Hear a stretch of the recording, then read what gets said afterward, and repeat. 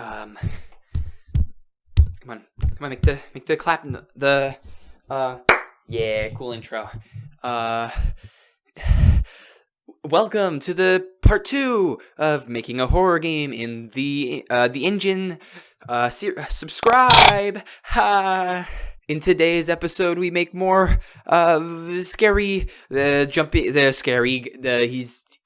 a scary moment. It scared me. One guy, his name that's the guy's name. He sent me Spooky Harold on the Discord, and now I'm putting Spooky Harold in the game. This is gonna be a spooky video, guys. We're gonna make a spooky moment where he chases and then Boulder, and watch till the end. Watch time. I need more to subscribe to me, so do that.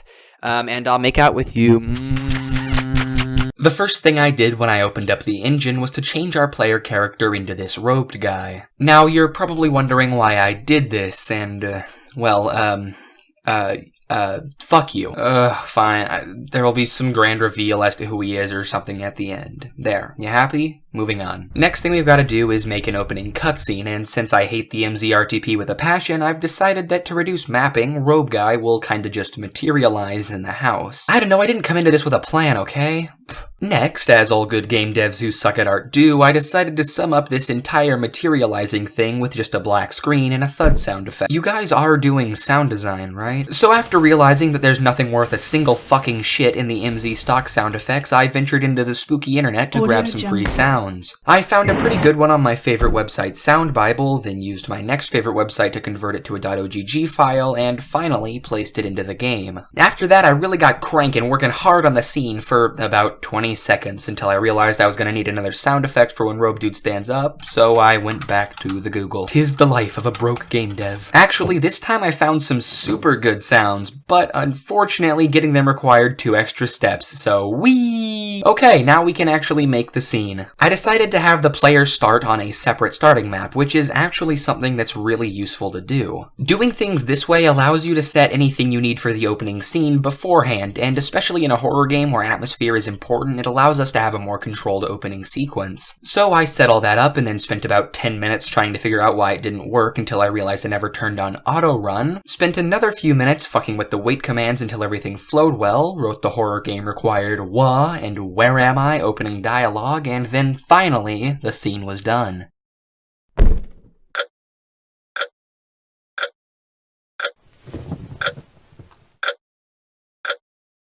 After that was finished, I started going into cardiac arrest because I forgot to add the locked dialogue whenever you click on a door, so I had to speedrun do that and make it more polished by adding knocking sound effects beforehand. Yes, I know that doesn't necessarily confirm the door's locked, but fuck you, have you seen the RTP? I then added another wacky and random door for lols, as the kids would say, and then finally I could work on the chase scene. So the plan was going to be player walks into kitchen, player gets key, player unlocks bathroom door with key, Harold appears and chases player upstairs, player fights him off with plot device Boulder. Now this is still the plan, except key has been changed to magical staff, because once again, fuck the fucking fuckity RTP. So I set up the easy peasy key event. Player interacts with key, it turns on a switch, play the key sound effect so they know it's a key, tell them it's a key because horror game, and then turn on a self switch. I know I'm technically supposed to add a key item to their inventory, but I turned off the items menu in my main game and I've now forgotten items exist, so. Also, quick PSA, always make sure that you have direction fix turned on for interactable objects. This is a mistake I made in my main project and one I made here as well. Anyways, with that part done, I went over to the door, did some game dev things, added in the required used the key and the door unlocked texts, and then it was time. He appears! From out of the darkness, standing right next to evil Mr. Robe Man, comes Harold. Ew, did you hear that lightning sound effect? Yeah, disgusting I know, but what am I supposed to do? All the other ones are just as bad, and I don't want to spend more time on the internet looking for sounds. Time is money, people, and I'm a famous YouTuber. I don't have time for this. Anyways, I did some cool screen stuff, wrote some quirky dialogue, used the most terrifying song of all time for the chase scene. No, not that theme 6. This theme 6.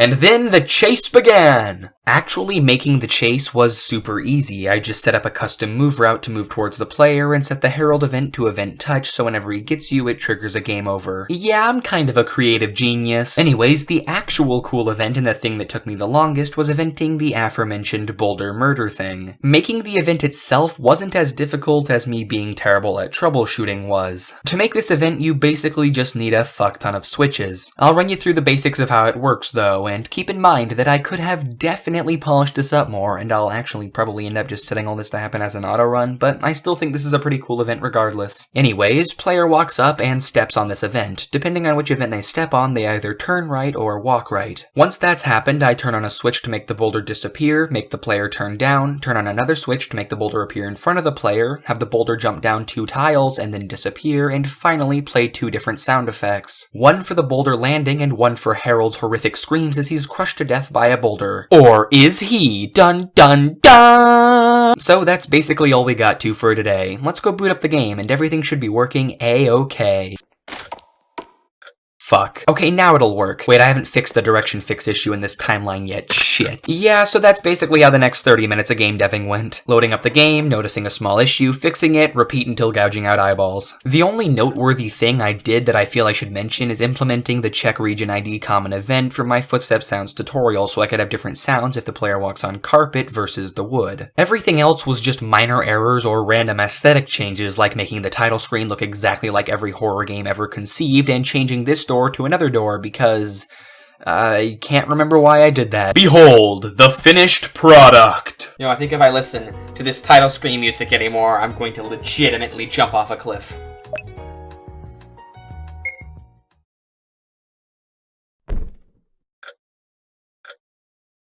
What? Where am I?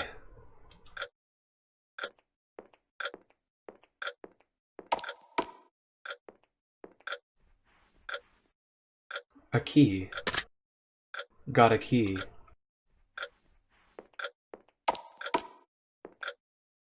There's a keyhole. Used the key.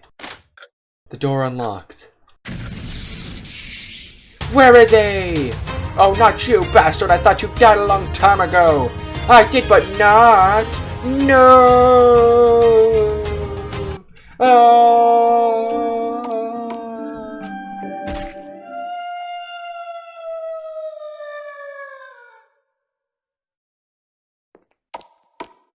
Now the trick is just don't walk back up, because if you walk back up, then it... Yes, I'm a genius! Alright, everything works perfectly fine. Everything is... That's fucked.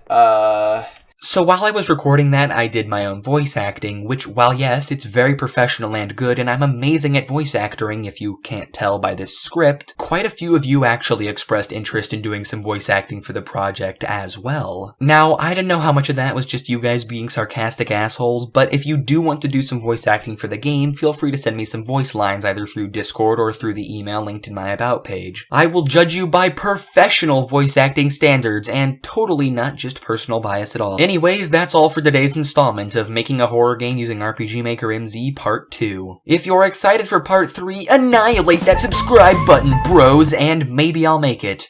Probably not. Stay toasty, and I'll see you next time. Goodbye.